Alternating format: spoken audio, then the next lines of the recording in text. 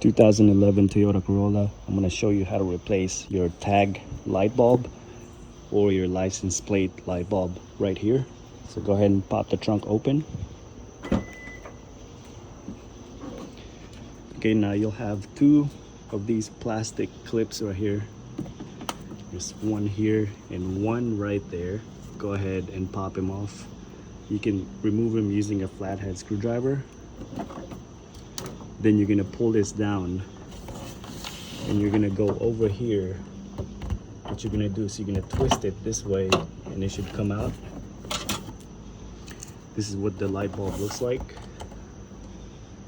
You can get them from any parts store. Just go ahead and pull it out of here and then put the new one in just like that. And then you're gonna put this back on in there and you're gonna twist it this way to lock it in place. And then that's it, guys. Very simple. I hope this video helped you guys out. If you guys got any questions, comment below. Give me a thumbs up. Also click on the subscribe button. And again, thank you for watching.